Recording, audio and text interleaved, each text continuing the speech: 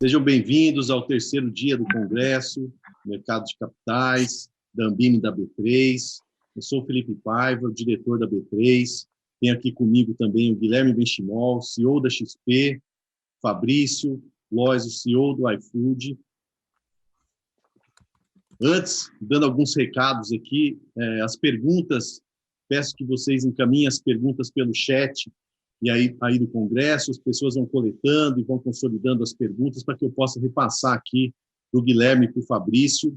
Até uma dica, não é no meu WhatsApp, pessoal, mandem aí no chat, porque perguntas, né, da XP, por que a XP fez a listagem nos Estados Unidos? Cadê os BDRs da XP?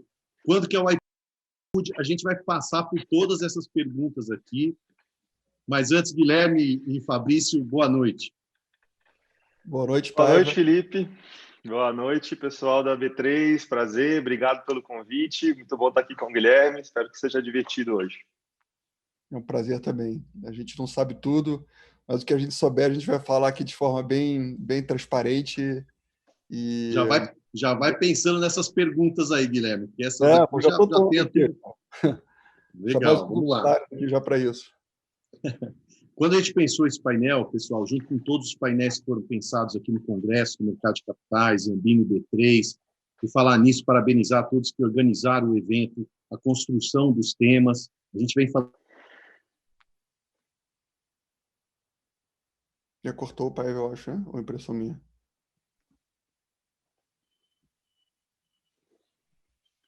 A gente pode conversar conversando também aqui, Guilherme. A gente pode tocar com você aqui, esquece o Paiva, então. A gente pode fazer perguntas um para o outro. Bom, o pessoal que está aí assistindo para a gente, o Paiva sumiu, mas super animado de estar aqui hoje à noite. O iFood está passando por um momento de super desafios, evidentemente. 100 vezes, muito mais. O serviço nosso que era opcional virou algo essencial durante a pandemia. A gente teve um monte de responsabilidade social até de manter o iFood funcionando, de entregar para manter todo mundo em casa comendo. Vai ser um prazer conversar um pouquinho hoje, contar a história e aprender um pouquinho aí com o Guilherme e com a XP também. Qual que é as suas boas-vindas aí, Guilherme, já que o pai deixou a gente aqui? Ele vai se arrepender, mas a gente toca aqui o painel. Aqui. Não, a gente atravessou a pandemia super bem também. Obviamente que foi super desafiador do ponto de vista de saúde, né, de cuidar das pessoas, mas essa expansão monetária toda que teve no Brasil e no mundo como um todo, né, onde os juros chegaram a incríveis 2% ao ano, né, eu confesso que eu não achei que eu ia viver e ver esse Brasil do presente, né, isso muda muito a forma como as pessoas investem, isso muda o Brasil, né, isso muda a forma como as pessoas encaram o empreendedorismo, encaram assumir riscos, né? E também investimentos naturalmente, né? Então a gente fica muito animado com isso e a gente até estava conversando um pouco aqui sobre trabalhar mais de casa, né? Eu não sei um pouco a impressão de vocês, mas eu tinha um pouco a impressão que quem trabalhava de casa era, digamos que uma pessoa não tão comprometida com o trabalho, né?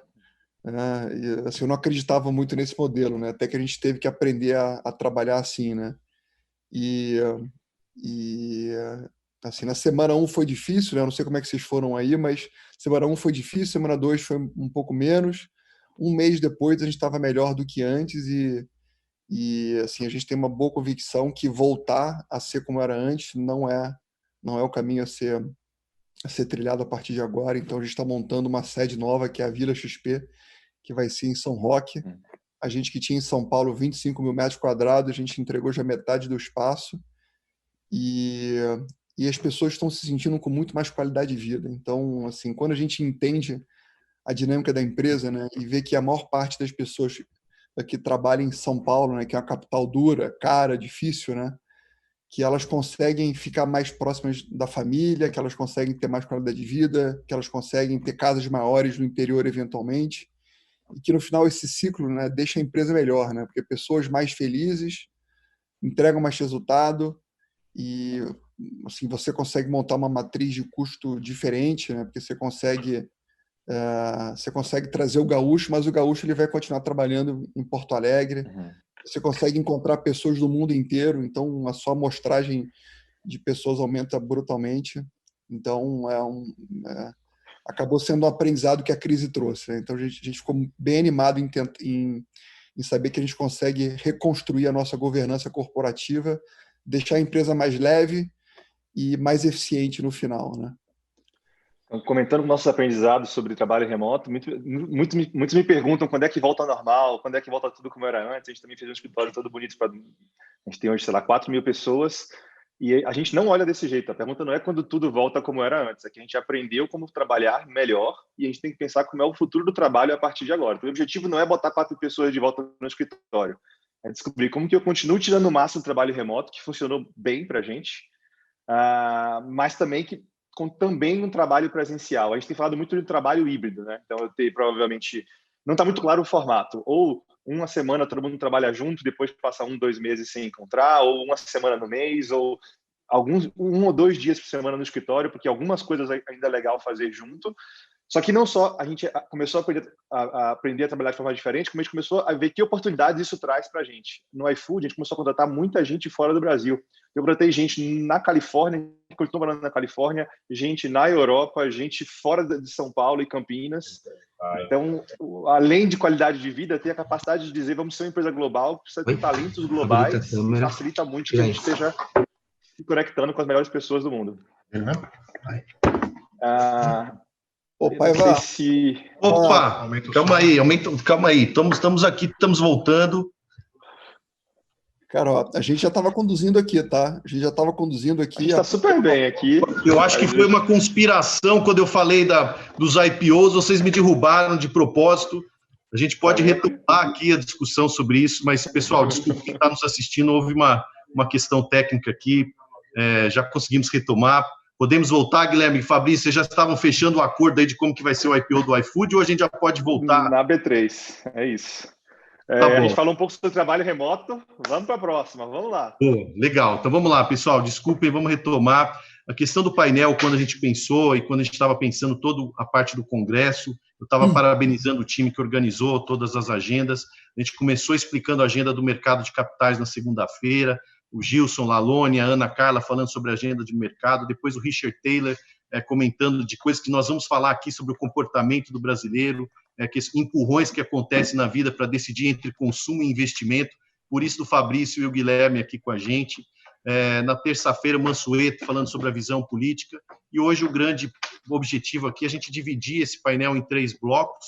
O primeiro deles, a gente falar sobre a transformação digital que está acontecendo no país, óbvio que tem intensificado com esse ano que nós tivemos aqui, com a pandemia. Depois nós vamos sim falar de mercado de capitais, vamos discutir tudo que a gente falou na abertura, e depois um pouco da visão de futuro, de como o Fabrício e o Guilherme estão vendo o futuro do setor, dos seus setores e dos seus negócios. Alguns dados que eu reservei aqui, Fabrício e Guilherme, antes para passar a bola para vocês, tem 2 pesquisas que acabaram que estão ajudando muito a gente aqui no painel, uma que eu quero fazer menção do Atlântico Venture, com o Júlio Vasconcelos, fizeram um estudo muito legal de transformação digital na América Latina, contando da história do iFood, da XP, de várias outras empresas, inclusive algumas que vieram ao mercado de capitais agora, em 2020, e ali tem alguns dados muito interessantes, que o brasileiro fica em 3º lugar do mundo em horas por dia na internet, mais de 9 horas por dia nessa pesquisa, 99% dos smartphones brasileiros têm WhatsApp, não é à toa que 80% dos brasileiros usam o WhatsApp como fonte de informação. Ranking de aplicativos no país: WhatsApp, Facebook, Instagram, Uber, Netflix, Mercado Livre, inclusive todos com BDR na B3. Marketing digital, orçamento de marketing digital das empresas no Brasil já vai ultrapassar a TV, 34% já é em marketing digital, no Brasil 42% ainda é a TV, então isso nos Estados Unidos já é muito mais mídia digital. E aí alguns números sobre os nossos mercados, dando um zoom aqui no consumo e investimentos. 2020, a gente está quase batendo a marca de 3 trilhões de reais em transações no consumo, no varejo. Falando de 3, né, Guilherme, aí está um pouco mais aqui no setor do mercado de capitais, a gente bateu a marca recentemente de 3 milhões de brasileiros investindo em bolsa, recorde de IPO 2020, também a gente vai bater essa marca. Então, esperamos esses números chegar por décadas, e aí para passar a bola para vocês, há décadas em que nada acontece e há meses e semanas em que décadas acontecem. Então, passar a bola para o Guilherme, qual que é a sua leitura do setor, Guilherme? Como é que você está vendo essa transformação digital no mundo de investimentos? Depois a gente pula para o mundo de consumo. Bom, gente, eu vejo eu comentei isso um pouco antes aqui, Paiva, que a maior transformação que poderia acontecer no Brasil é a taxa de juros, né?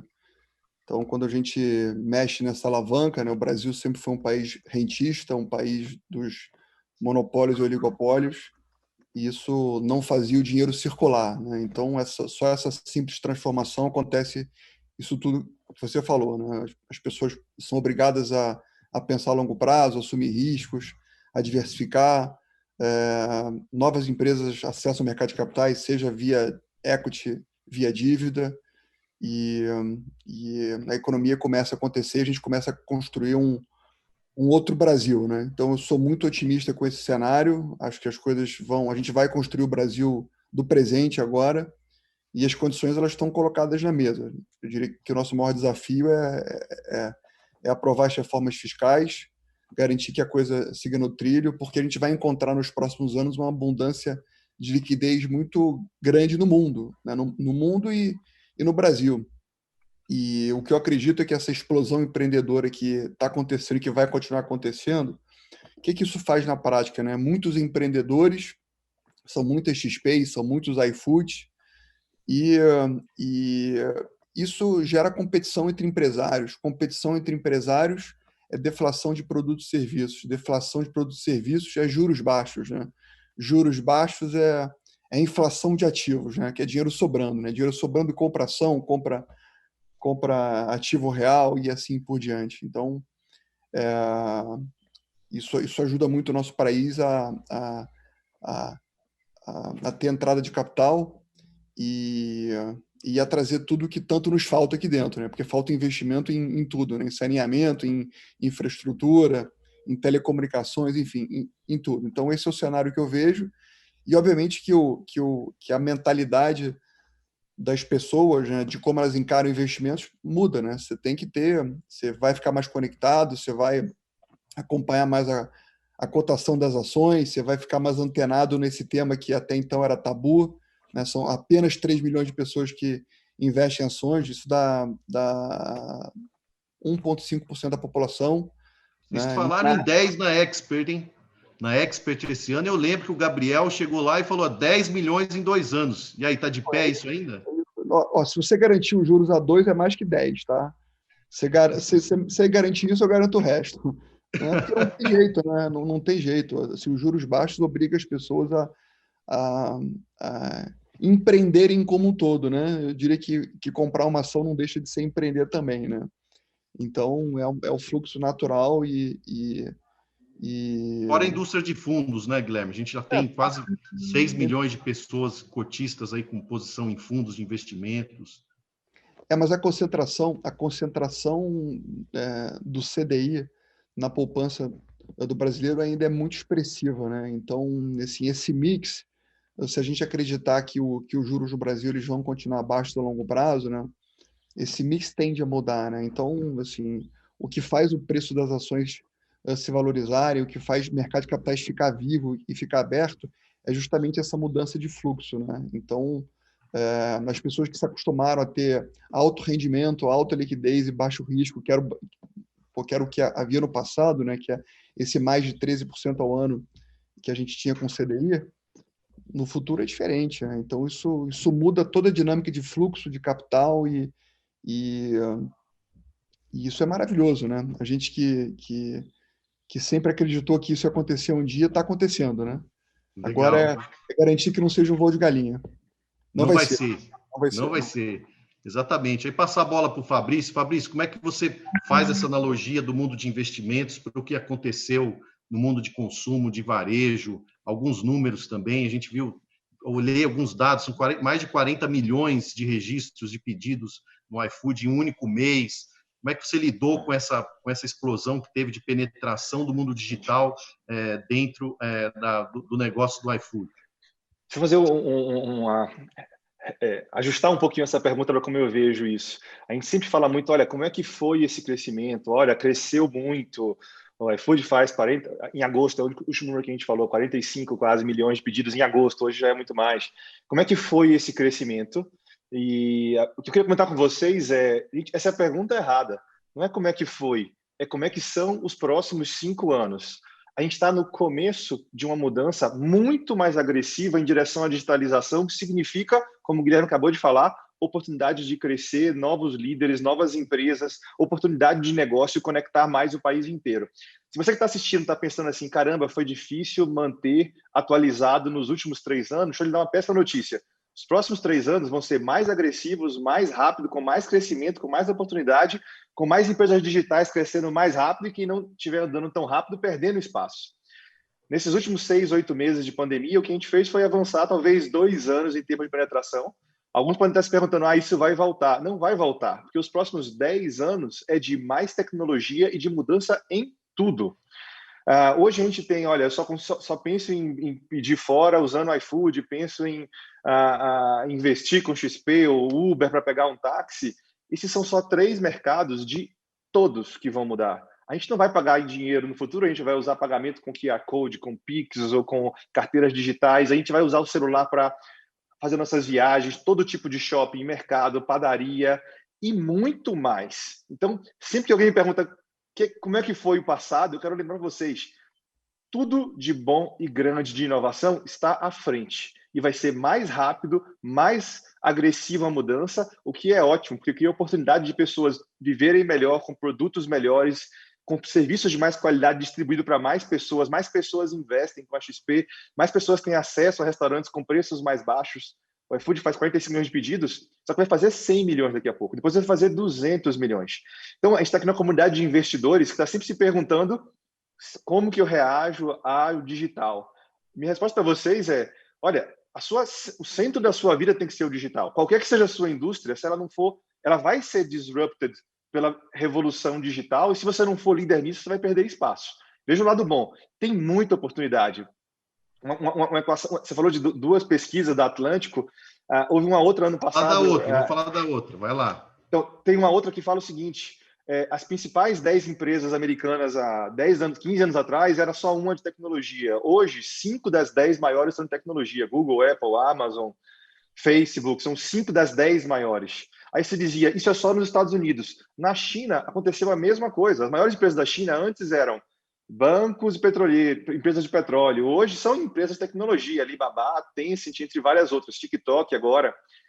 Dizia-se no passado, mas isso não é no Brasil. Não, isso é no Brasil, sim. Hoje a gente já tem a XP, que já é uma empresa de um tamanho significativo. A gente tem o Mercado Livre, não é brasileira, mas é latino-americana, que é uma empresa de 50, 60 bilhões de dólares. Se alguém acha que a Magazine Luiza crescendo muito, o iFood crescendo muito, se alguém acha que isso é a exceção, a Magazine Luiza, ou o Mercado Livre, ou a XP, não, essa é a regra. Vão ter mais 10 empresas, não de 1 bilhão de dólares. Vamos fazer unicórnio? Não, vamos fazer empresa de 100 bilhões de dólares. Isso aconteceu na China e nos Estados Unidos, e isso vai acontecer no Brasil nos próximos 2, 3, 4 anos. Você está preocupado com os últimos 1 ano?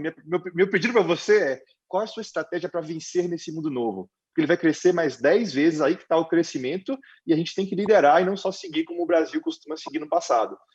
Um momento super legal onde a gente tirou um pouco de atraso, porque tem mais empresas brasileiras de tecnologia acontecendo. Óbvio que foi um ano péssimo de saúde, de morte, de confusão fiscal no Brasil, mas as empresas de tecnologia no Brasil, o ecossistema de tecnologia avançou muito, não só nos últimos 6 meses, como no último ano e meio, certamente a XP contribuiu para isso, e outras grandes empresas líderes, e é só o começo. Então, se você acha que perdeu o investimento grande que era possível há 1 ano e meio atrás, eu acho que tem mais 15 bons chegando, e acho que essa é a oportunidade nossa. Você perguntar um pouco de como, assim, alguns assuntos que me chamam muita atenção.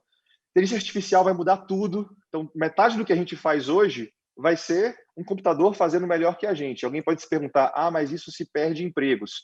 Não, isso se cria novos empregos que não existem hoje, que oferecem serviços melhores para a população.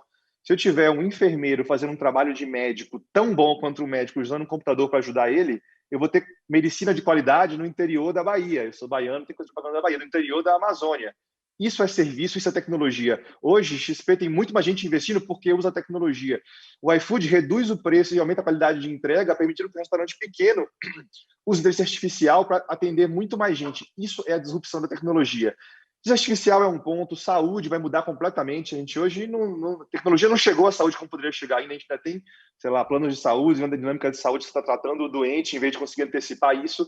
Educação, um desastre. Nossa educação é igualzinho a 30 anos atrás, 60 anos atrás. A educação daqui a 10 anos vai ser muito diferente. Com a gente realmente usando tecnologia para aprender mais rápido, para aprender melhor, para se motivar melhor as crianças aprendendo, ou os adultos, porque você vai começar a se educar a cada 5 anos, não uma vez na vida, quando você tem 20 a 25 anos. Emprego, como se cria emprego com tecnologia. Então, temos muitas oportunidades à frente. Os últimos 1 ano de crescimento em tech é só a ponta do iceberg. Vamos levar o Brasil para a liderança de inovação. Esse acho que é o desafio nosso, do iFood, da Móvel e de cada um de vocês assistindo. Poxa, Guilherme, acho que a gente achou um cara mais elétrico que você. Pô, deu uma aula aqui. Caramba! Nossa, ficar igual o Guilherme. 330 volts. Falando nisso, eu vou por aí, então, um pouco, já que você falou da agilidade, do desafio das empresas em se adaptarem. O outro dado, que saiu ontem uma carta da Dynamo, é muito interessante, sobre transformação, né, reflexões sobre transformação digital e como que a Dynamo está olhando e avaliando as companhias, avaliando as empresas do ponto de vista de adaptação de sistemas. A Dynamo faz algumas classificações, algumas propostas de métricas de como que a empresa consegue adaptar os seus sistemas e mudanças, não é de semana em meses, como é que consegue fazer deploy em dias, em número de vezes durante o dia, como é que eventualmente se o sistema cai, em quanto tempo consegue recuperar e uma série de outras métricas. Vocês com essa potência, tanto XP quanto o iFood, como é que vocês olham para a indústria, para a empresa de vocês, essa necessidade de adaptação, infraestrutura e sistema em cada vez muito mais rápido, como você colocou. Fabrício, começa com você e pulo para o Guilherme. Eu nem uso a palavra transformação digital internamente, porque eu acho que o futuro da empresa é digital. A empresa tem que ter um DNA digital, falar digital e estar totalmente focado em como é que eu migro o que eu tenho hoje para usar o máximo a dinâmica digital.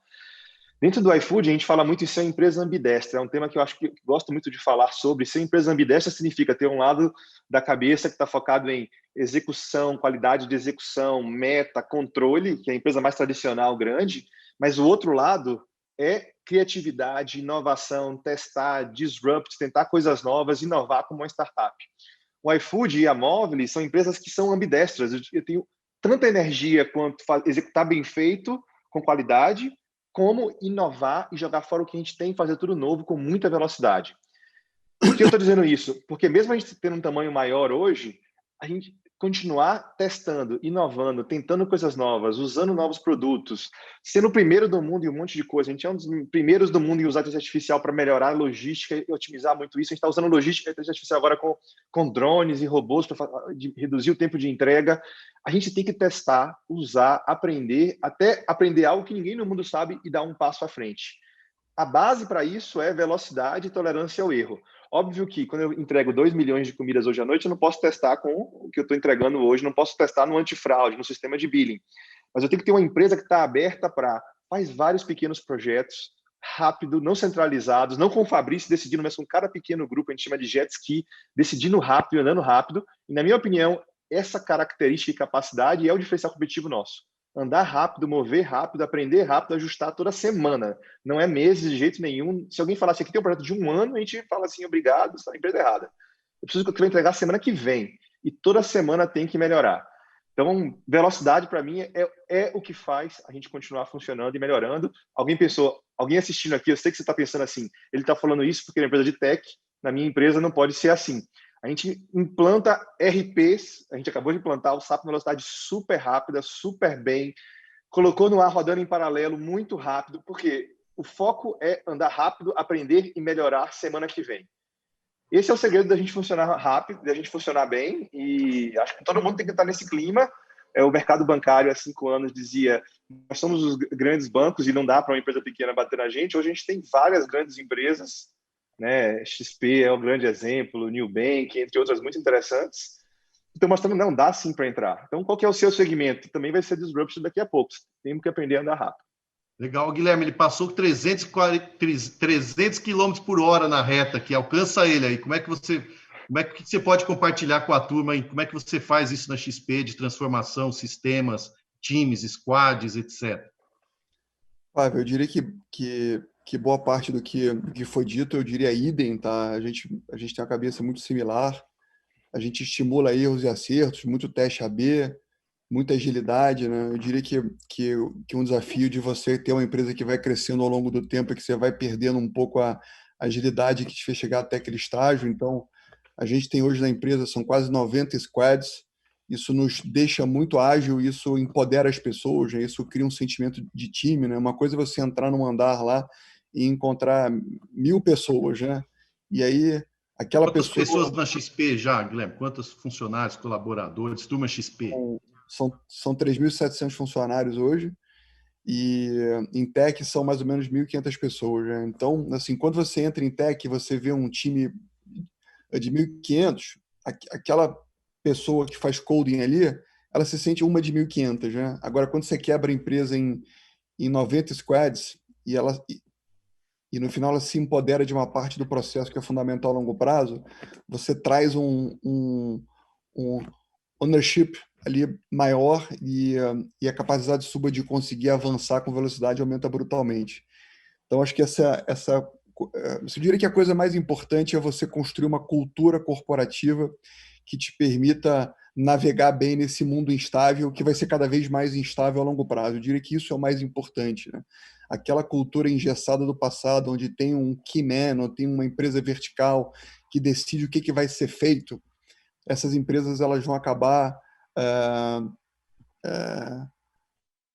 muito em breve. Então, assim, a empresa do futuro é uma empresa que empodera as equipes, ela é descentralizada e ela convive bem com erros, né? Desde que erros curtos. Ela traz a informação dos dados, né? Não é nunca eu acho, né? São os dados que te oferecem os caminhos mais óbvios, né? E é a partir de alguns testes AB você vai descobrindo o futuro que vai cada vez mais sendo aderente àquilo que o cliente quer. Mas, evidentemente, que os clientes eles querem cada vez mais a melhor experiência possível, o mais rápido possível, no menor preço Em um possível. clique. Num Hoje em clique. dia, tudo em um clique. Então, se você não entregar isso, o seu concorrente vai entregar. E como eu disse anteriormente, chegar lá, eu acho que não é o foco na inovação. Eu diria que é muito mais o foco na cultura corporativa que permite que isso aconteça de forma descentralizada. Legal. Antes da gente pular para o mercado de capitais, fazer uma ponte aqui, vocês começaram a falar um pouco dos empreendedores brasileiros. O Guilherme, tenho visto aí você, Furlanete, Berenguer, viajando pelo Brasil atrás dos empreendedores, de vários empresários brasileiros. Fabrício também com o Private Equity, Movilha, aí também conhece. Como é que vocês estão vendo o empreendedor, o Brasil como um celeiro de novas companhias? E já a gente vai falar de como que essas companhias podem usar o mercado de capitais para alavancar ainda mais os seus negócios. Quem começa? Bola com você, Fabrício. Eu acho que a gente teve um progresso no último ano e meio, como eu falei, enorme. Faltava no Brasil um pouco de role models, né? De, olha, aqui é possível sim começar uma empresa de internet e ela valer 10 bilhões de dólares. É possível. Parecia que não, aqui isso é coisa de americano e de chinês.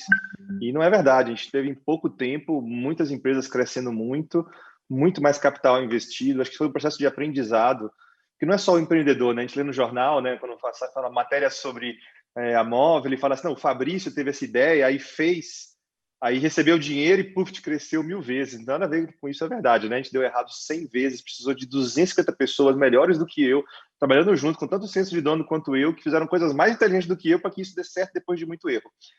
Do mesmo jeito, não é que só o empreendedor brasileiro está melhor, o ecossistema está muito mais sofisticado, a gente tem mais dinheiro em anjo investido, a gente tem mais transações corporativas de aquisição, muito mais aquisições nos últimos meses, mais venture capitalists ajudando, trazendo experiência para pensar grande e andar rápido, e, cara, agora alguns exits e IPOs que certamente é só o começo de algo muito maior. Então, acho que a gente tem um momento de o ecossistema inteiro ficou mais maduro, tem um monte mais de empreendedor que não conseguiu fazer algo maior antes, porque o ecossistema também não propiciava isso. Acho que a gente vai ter bastante mudança e muito mais novidades aí para frente. E você, Guilherme, como é que está o pipeline de empresas aí para o mercado de capitais? Olha, pai, eu tô literalmente na pista, aí, visitando o Brasil inteiro, conversando com muitos empresários, E o Brasil, assim, é uma mina de ouro, assim, literalmente, tá? A quantidade de histórias legais e de pessoas extraordinárias que inventaram coisas únicas é enorme. E isso aparece quando os juros baixam, né? Porque quando os juros baixam, o mercado de capitais se abre, né? Então, quem era empresário antigamente, basicamente tinha acesso a crédito difícil nos bancos, né?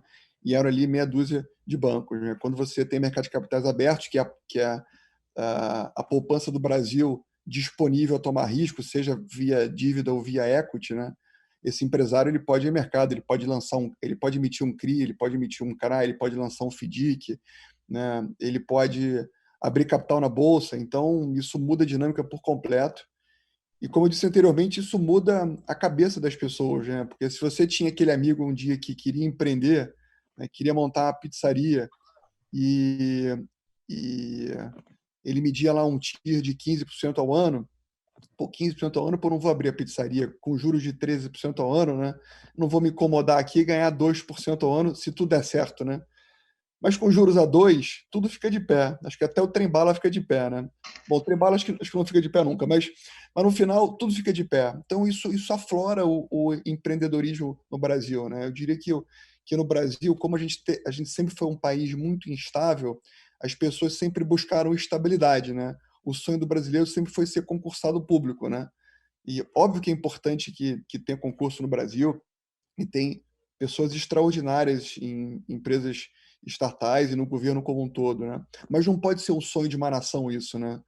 O sonho da nação é importante seja assumir risco, seja empreender, seja construir empresas que possam trazer inovação, competição, novidade, gerar emprego, né? São os empreendedores que fazem isso, né? Então, as condições elas estão criadas e assim, a agenda de IPOs que a gente vai ter nos próximos meses é brutal e a quantidade de história bacana é extraordinário. Então, tenho certeza que a B3 vai continuar crescendo muito e a quantidade de pessoas que investem na bolsa mais ainda.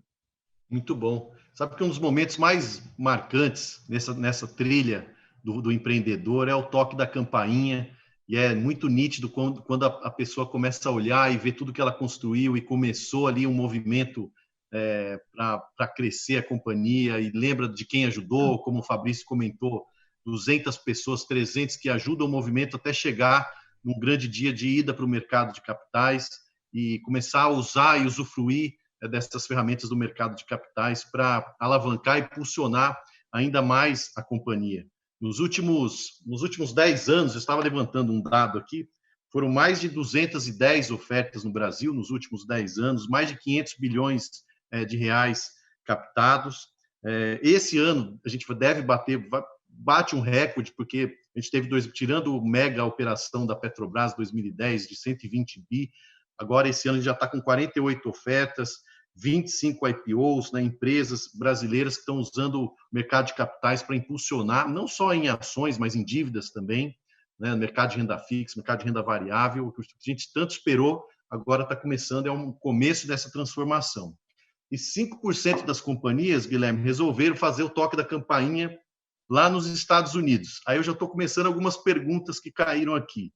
O porquê Guilherme Benchimol resolveu fazer a listagem nos Estados Unidos? Bom, Clever, eu diria que basicamente porque no Brasil a lei das SAs não permitia que a gente tivesse acesso a super voting shares. Na super voting shares é um mecanismo que te permite, com 10% do capital total da empresa, ter uma ação superordinária e com ela você consegue ter o controle da empresa. Aqui no Brasil, só com 25,1%, né? Então você consegue ter um nível de alavancagem maior lá fora do que aqui no Brasil. E para a gente que já tinha feito algumas rodadas importantes antes, né? Teve alguns fundos que entraram, até o Itaú que entrou há 4 anos atrás, era importante ter essa alavancagem incremental. Então, eu diria que foi basicamente esse o tema. Assim, localmente, a gente tem muita liquidez. Assim, hoje em dia, eu diria que o bolso no Brasil ele é tão fundo ou maior do que o bolso lá de fora. Então, antigamente até tinha uma questão maior, mas eu acho que lá fora tem múltiplos maiores e tal. Eu discordo disso hoje em dia. Eu diria que aqui, como vai ter uma transferência muito grande de poupança, cada vez mais as pessoas vão ter que investir em fundos de ações, em ação e etc. Você vai ter cada vez mais dinheiro sobrando na direção de alocação de renda variável. Então, se não fosse esse tema, a gente seria listado na B3, e assim que a gente ultrapassar a nossa quarentena, que são 12 meses, né, a gente consegue listar a nossa ação aqui no Brasil via BDRs. Então, assim que a gente ultrapassar essa fase, a gente vai estar listado aqui no Brasil também. Assim, não... Quando que a gente vai fazer o toque da campainha, Guilherme? Janeiro? Podemos fazer um acordo aqui, não? Não, o quão antes possível, o quão antes possível, e a gente sabe que a gente não poderia, se não fosse esse motivo, que é um motivo estrutural, não faria sentido a gente ser uma empresa que defende tanto a, a, a construção de um ecossistema forte no Brasil, não ser listado no Brasil. Então, a gente só fez isso porque se a gente fizesse lá fora, a gente corria o risco de não ter mais o controle da companhia em breve. Então, esse foi o motivo. Antes de Mas passar para o Fabrício. eu tenho certeza que vocês já estão trabalhando, né, junto com a gente, naturalmente, assim, Isso. super aberto ao tema, e eu acredito que no máximo ano que vem a gente vai ter a aprovação da Supervolt no Brasil, e com isso a gente cria condições. Preparando a pista para o Fabrício. Isso aí. Deixa eu até comentar isso, faz parte da agenda do mercado de capitais, como você já deu o gancho, Guilherme. A gente até discutiu isso na segunda-feira, acho que na entrevista também, na conversa que a gente teve com o Valor Econômico, da importância da gente rever essa regra. Eu costumo brincar que já tem um quarteto fantástico trabalhando sobre isso, que é a Flávia Mouta, o Musnick, o Aiziric, o Rosman, já estão trabalhando uma proposta para a mudança dessa questão do Super Voting Rights. O IMK, que é um grupo do governo também capitaneado pelo Ministério da Economia, o Banco Central está participando, a CVM, ontem mesmo até na posse, o novo diretor, o Alexandre Rangel, ele comenta sobre a questão do Super Voting Rights. Como vocês estão vendo, vários empreendedores, existe um nicho de companhia no país que tem esse desenho ao longo de uma série de investimentos de venture capital, como o Fabrício comentou, que num determinado momento pode lançar mão do uso do Super Voting Rights. O Gilson comentou também, CEO da B3, comentou que a gente não vai trabalhar com o novo mercado, não impacta de forma alguma o novo mercado que construiu e transformou o mercado de capitais brasileiro, com todo esse início do movimento de IPOs no país, não tem impacto ali, mas é uma opção do empresário, do empreendedor, do coordenador líder, dos investidores que vão participar dessa empresa, em ir ou não pela questão do voting rights. E aí, Fabrício, como eu brinquei, a gente já está preparando a pista para você. Como é que você vê o mercado de capitais para o iFood e para a Mobi? Falando genericamente, eu acho maravilhoso a gente ter o mercado de capitais mais forte. Eu acho que vão ter dezenas de aberturas de capitais, como vocês citaram. Tecnologia é a grande área, então estou super animado para ver muito mais empresas de tecnologias abertas na B3. Falando da Móvel, do iFood, que você está querendo que eu faça algum comentário aí, live? Eu não, é o Guilherme. O Guilherme impressionou aí, eu sei. A gente já tem um tamanho que a gente acredita que seria possível ser público. A gente tem hoje dois sócios do iFood que já são empresas públicas. Então, a gente está super capitalizado hoje, a gente está investindo muito, estamos fazendo vários investimentos, novos negócios, que nós achamos que não é o melhor momento hoje de se tornar público. É uma conversa que a gente tem no conselho, em algum momento a gente vai reavaliar isso, mas a gente não tomou essa decisão ainda hoje no iFood, não. Fabrício, quase, Guilherme. O que eu acho muito legal é que, assim, eu era tenista antigamente, né? Então, acompanhava muito o Guga e tal, e quando ele venceu em Roland Garros, em 97, se eu não me engano, aquilo teve um efeito Guga no Brasil, né? Os garotos queriam ser empreendedores, queriam ser tenistas, né? Queriam ser tenistas e queriam, né, comprar raquete do Guga, queriam sentir aquela emoção, né? E assim, quando a gente vai ao mercado, né? Assim, eu senti bastante essa experiência, e você vai sentir também, né? Porque você começou a empresa do zero também, né? Então, isso é inspirador, né? Porque isso mostra às pessoas que é possível começar uma empresa do zero, que é possível chegar lá sem buscar nenhum tipo de atalho, fazendo as coisas corretas. E quando a gente vai a mercado, a gente aperta a campainha lá da B3, aquilo faz o que o Guga fazia, né? as pessoas querem começar a empreender, elas querem montar suas empresas, elas querem começar suas startups. E começar hoje em dia é muito mais fácil, né? Porque hoje em dia você tem capital abundante, você tem tecnologia, você tem acesso a dados e tal. Então, assim, seria muito inspirador que você viesse ao mercado, obviamente que na hora certa, né? Mas isso mexe com o país, né? É importante que a gente tenha essas histórias extraordinárias aí sendo coroadas, porque isso faz o Brasil dar certo no final, né? É um pouco o que eu falei, a gente tinha quase nenhum role model, né? Nenhuma referência para dizer no Brasil é possível começar com nada e criar uma empresa inspiradora, legal, que tem um propósito que impacte o mundo. Acho que a gente tem alguns role models hoje, ó, o Guilherme aí, nosso mega role model e vários outros. Vamos continuar avaliando aqui qual é o momento certo para o iFood, torcendo para que a gente tenha mais histórias boas para contar. Isso aí. Ficamos de olho e conte com o mercado de capitais brasileiro, Fabrício, para isso. Ótimo. Eu vou começar algumas sessões de perguntas que a turma já está mandando para a gente aqui, tem a ver com o nosso papo.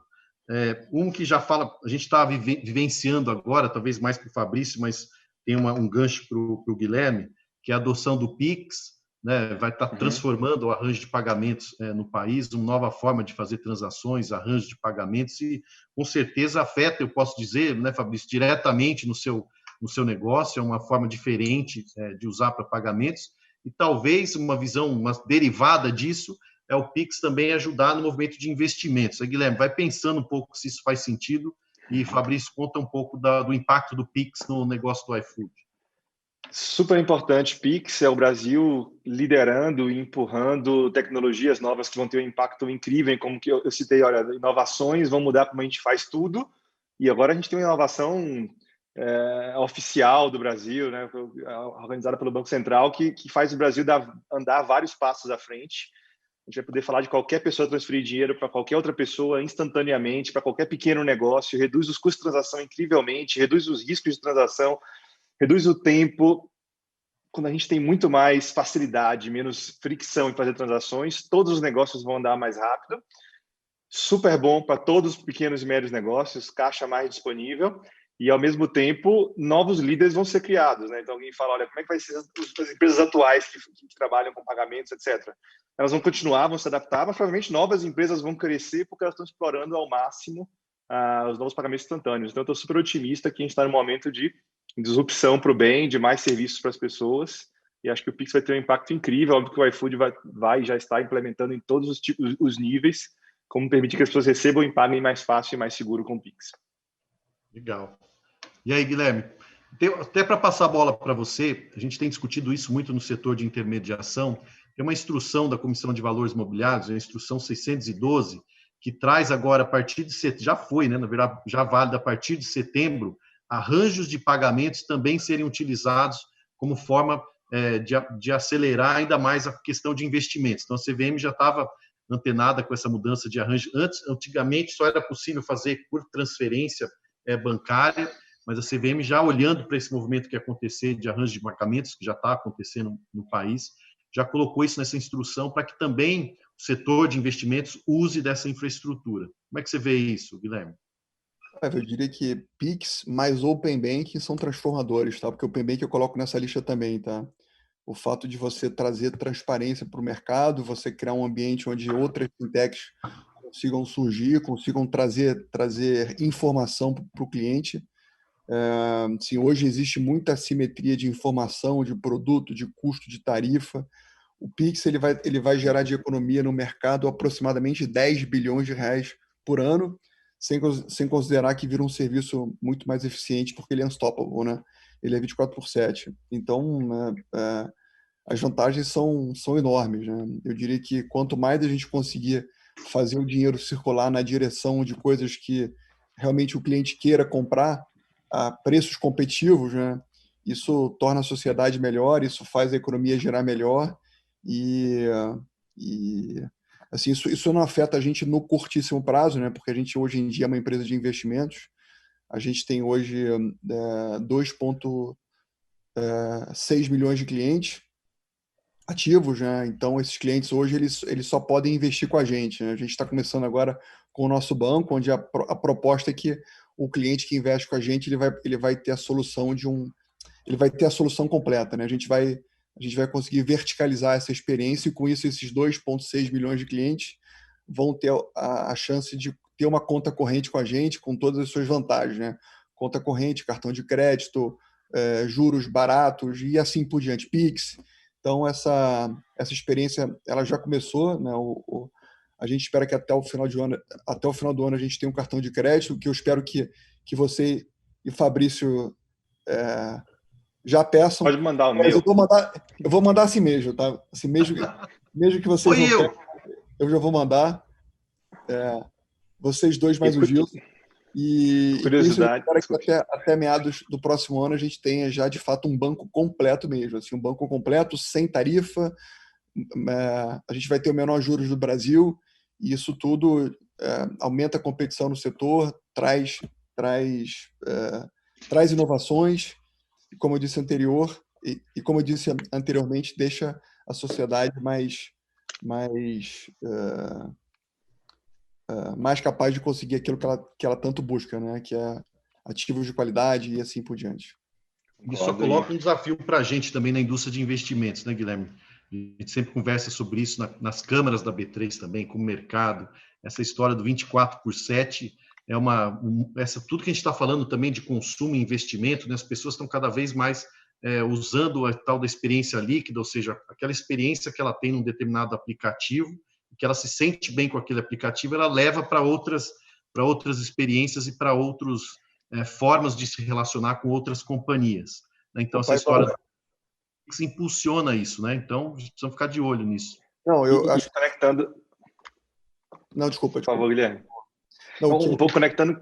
A gente está com a mão de lei aqui. Conectando um pouco o que o Guilherme falou, que você falou, Felipe. No iFood, a gente está fazendo algo muito parecido com o Guilherme. Então, a gente tem agora o banco do restaurante do iFood. A gente vai oferecer para os restaurantes um monte de serviço para eles, para os entregadores, para as pessoas que trabalham com os restaurantes.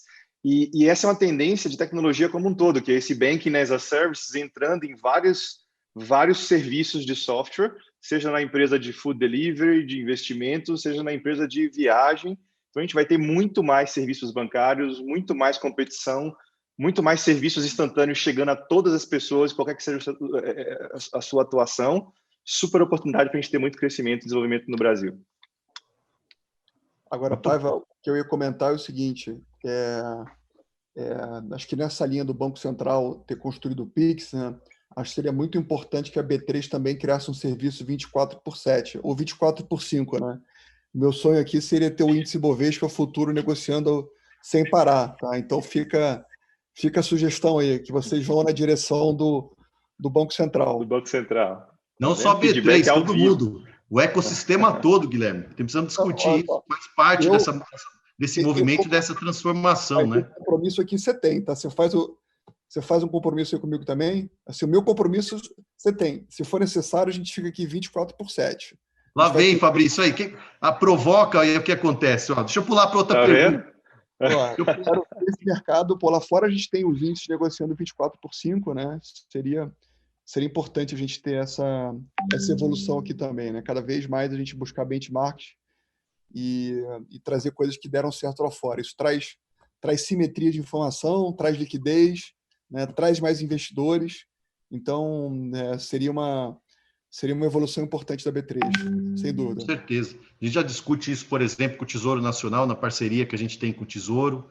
Né? No Tesouro Direto já é um produto de interação, praticamente certo por 24, sábado e domingo, agendamentos. Então, a gente está nesse caminho e essa agenda do Pix, até quem perguntou aqui foi a Grace Vasconcelos. Valeu, Grace, pela pergunta sobre essa questão do Pix. A turma aqui, o Celso Orlando, já quer uma coisa mais pragmática aqui, ó, Guilherme. Qual a perspectiva para janeiro e fevereiro? Ele já quer sua visão do que vai acontecer aí nos próximos meses sobre investimentos.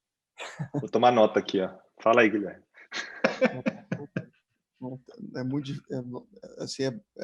Se falar de curto prazo é muito difícil, né? Mas o que eu posso falar é o cenário macro, né? O cenário macro eu falei um pouco antes, né? A gente vai viver nos próximos anos uma liquidez muito grande, então muita gente quer saber se essa janela de curto prazo, onde tiveram muitas ofertas, ela vai continuar aberta. Se é passageiro, eu diria que não, ela vai continuar aberta por muito tempo, porque a janela fica aberta se os juros ficam baixos, né? Então, como eu não vejo não vejo inflação no radar, né? E o que é inflação, né? Inflação é a capacidade do empreendedor aumentar preço, né? Eu não consigo aumentar preço aqui. Eu não sei se o iFood consegue aumentar preço. Acho que não, né? Pô, acho que é reduzir preço. para reduzir preço. Então, esse é o ambiente que a gente vive, né? Cada vez mais competição, cada vez mais escala, cada vez mais tecnologia. Isso vai na direção de deflação. Deflação é juros baixos, né? Juros baixos é janela aberta, né? É dinheiro sobrando. Dinheiro sobrando compra ativos, né? Dinheiro sobrando compra ações. Ainda mais quando a gente vê o Brasil, que havia uma concentração muito grande no CDI.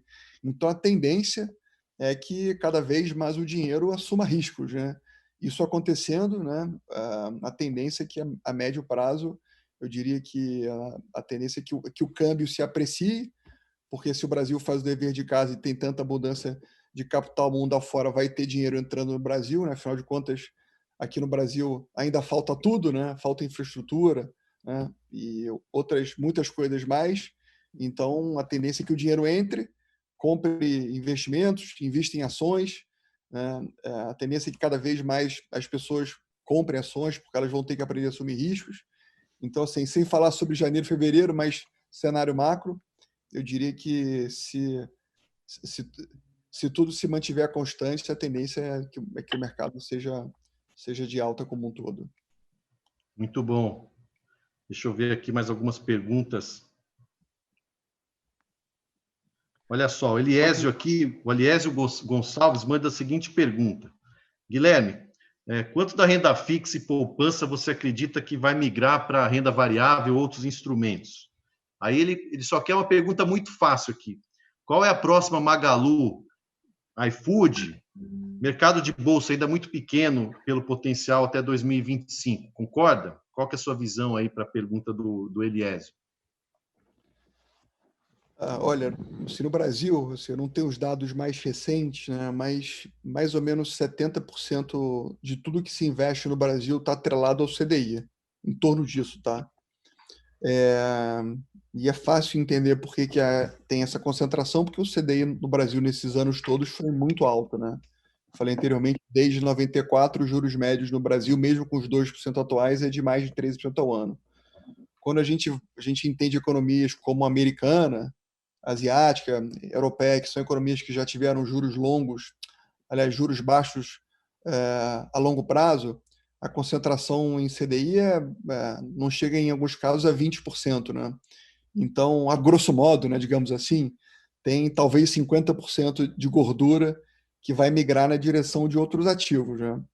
Então, eu diria que isso é uma proxy é um benchmark razoável. Obviamente que isso é uma jornada, né? Isso não acontece no curtíssimo prazo. É uma maratona, né, Guilherme? É uma maratona, não é uma corrida de 100 metros. Isso é uma outra maratona. E acho que as novas Magalus, eu diria que a iFood, sem sombra de dúvida nenhuma, seria um case espetacular. Assim, o que a empresa fez até hoje era inacreditável. Eu diria que é uma inspiração não só no Brasil, mas mundial. Então, eu tenho certeza que se ela fosse listada, seria um grande sucesso. Mas eu diria que tem muitas empresas, tá? Eu acho que, como um todo, a Bolsa do Brasil, com esses juros atuais, eu diria que ela está extremamente atraente ainda, né? Tem muito empreendedor fora de série, tem muito empreendedor obstinado, que vai continuar ganhando dinheiro de forma consistente a longo prazo. Então, hoje em dia, se eu não me engano, o nosso yield na Bolsa Brasileira está em torno de 2,5%, ou seja, o dividendo que você recebe ao comprar o índice Bovespa, né, as ações mais líquidas da Bolsa Brasileira, você vai ter de renda anual mais do que o CDI te paga. Então, é um belo exemplo de que os mercados estão super atraentes, né? Ou seja, você ganha mais no dividendo do que você ganha no CDI. Obviamente, desde que o CDI siga nesse patamar atual. Então, tem muitas empresas que pagam dividendos muito superiores a esse 2,5%, que é a média do Ibovespa. Então, de novo, é a prova de que tem oportunidades muito grandes no Brasil. Felipe, deixa eu roubar e fazer um comentário de 30 segundos sobre um assunto que a gente não tocou, mas que eu acho importante. Nosso objetivo é revolucionar a alimentação no iFood, o que significa comida mais barata, de mais qualidade, mais rápido e mais sustentável. Sustentável significa com menos poluição, que é um problema que existe, que a gente tem que resolver, que significa com um ecossistema mais justo. E a gente está investindo muito nisso, em educação, em desenvolver as pessoas, em cuidar dos entregadores, parceiros, em cuidar dos restaurantes. Eu acho que a gente falar mais disso é fundamental nesse ambiente aqui. Esse é um ambiente que a gente tem que dizer quando a gente que empresa vai investir no futuro? Empresas que inovem, tecnologia, rápido, squads, como disse o Guilherme, mas também empresas que dizem, eu tenho um propósito, eu estou avançando para ele, eu tenho indicadores ESG que são públicos e as pessoas conseguem olhar. Eu acho que essa é uma demanda toda a sociedade, uma demanda das pessoas mais jovens, assim, 100%, as melhores pessoas querem trabalhar em empresas com propósito, e a gente tem que avançar muito nisso, e investir, e cobrar, e buscar os melhores. E é uma responsabilidade nossa, a gente está falando aqui de presidentes de empresas, de investidores, a gente tem que ter a responsabilidade de dizer como que eu contribuo investindo com capitalismo e ganhando dinheiro, mas como que eu olho empresas mais responsáveis. Então, isso é uma coisa que para a gente hoje no iFood é super importante. A gente investiu, sei lá, centenas de milhões, mais bilhões em fluxo de caixa, dando já a fase pior do Covid, para tentar ajudar os restaurantes, os entregadores e os clientes. E a gente tem que investir mais bilhões para frente. Acho que a gente tem que falar disso todo mundo o tempo inteiro. Como é que a gente está investindo mais nisso? Acho que fica aí um desafio para a gente encontrar as melhores empresas fazendo isso e investir mais nelas, porque eu acho que elas vão ter sucesso no futuro. Legal, vamos invadir o painel da Ana Buchaim, que é o próximo painel que vai falar exatamente disso aí. Opa, Fabrício, a gente pode... Tá vendo? Conectei. Invadir lá o painel da Ana com o Walter Schalk e o Kaká. Eles vão falar exatamente sobre isso, desses desafios, Fabrício, no próximo painel aqui do Congresso.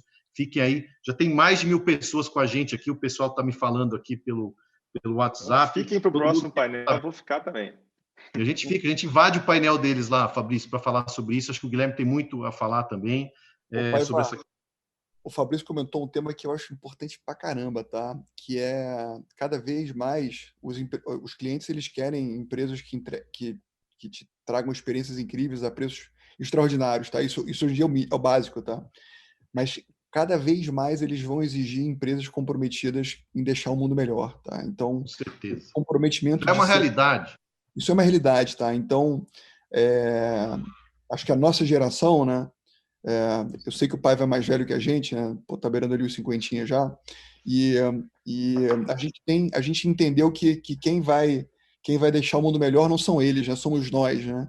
Então, cada vez mais tem empreendedores comprometidos com isso, né? Isso inspira as equipes internas, isso engaja com os clientes e, no final, deixa o mundo melhor, né? Então, eu diria que os empreendedores que não entenderem isso, eles vão ficar no tempo e não vão existir, né? Então, isso é bom, né? E os investidores que não buscarem isso também vão perder espaço. Então, a gente está falando aqui hoje com o público de investimento, vamos falar mais sobre isso. No próximo painel, já fiz propaganda aqui. Ó.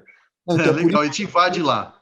É por isso que eu fico muito otimista e tenho certeza absoluta que o futuro vai ser melhor do que o passado e o presente, tá? Porque cada vez mais esse comprometimento vai se tornar realidade. Então, não tenho dúvida, o futuro será melhor. Muito bom. Guilherme, o Fabrício puxou uma questão aí da educação, né? Acho que são 3 empresas, B3, iFood, XP, muito engajadas com essa questão da educação, do ecossistema, vamos dizer assim, dos investidores do nosso lado aqui, né, Guilherme, dos intermediários também, dos profissionais que trabalham nos bancos, nas corretoras. Existe aí um DNA de profissionalização e de também levar informação e educação financeira para o brasileiro. Então, eu vou puxar esse gancho da educação. Guilherme, como é que você vê isso na XP? E Fabrício, contar um pouquinho mais dessa questão da educação no iFood. Assim, educação financeira tá na nossa essência desde o início, né? Assim, virou um mantra nosso, né? Assim, eu diria que construir uma empresa que topa o desafio de competir contra os grandes bancos brasileiros não é um desafio trivial, mas sempre que você fica do lado do cliente e você empodera as pessoas com conhecimento, abrindo a cabeça delas e trazendo um conteúdo genuíno, você consegue criar uma conexão diferenciada, né? Então, foi isso que a gente fez. No Brasil não existe educação financeira, desde a educação financeira básica, que é a economia doméstica, né? As pessoas não sabem que podem economizar, quem nasce pobre acha que tem que morrer pobre, né? Quem tem dinheiro acha que tem que investir na poupança. Então, são conceitos que foram colocados na sociedade e como a gente sempre viveu esse ambiente super instável, isso acabou virando verdade. Então, cada vez mais investir em educação financeira é um foco da XP. A gente educa quase 500 mil pessoas a cada ano, desde cursos básicos até MBAs. O Kaká fez um evento com a gente ontem, inclusive, e acho que é isso. A gente tem que levar conhecimento à população como um todo, né? Cada vez mais isso vai tornar a sociedade melhor, e a internet ajuda muito nisso. Então, vocês têm um compromisso que além de continuar ajudando as pessoas a investirem melhor, a gente vai cada vez mais trazer conhecimento de qualidade e, com isso, ajudar a tornar o nosso Brasil um país cada vez melhor. Bom, Guilherme e Fabrício, infelizmente vou ter que encerrar nosso bate-papo aqui. Já recebi informação de tudo que é lado, que o tempo está esgotado. Tem respeito até o próximo painel, que o Fabrício já deu um spoiler sobre a questão da sustentabilidade. De novo, Cana Buchaim, Walter Schalka e também o Kaká, que o Guilherme acabou de mencionar. Aproveitem o próximo painel e continuem com a gente aí no Congresso do Mercado de Capitais. Fabrício, Guilherme, últimas palavras e muitíssimo obrigado. Obrigado pelo convite, parabéns B3, estamos só começando o mercado de capitais no Brasil, iFood, XP também. Obrigado por estar aí com a gente ouvindo hoje, até a próxima, pessoal.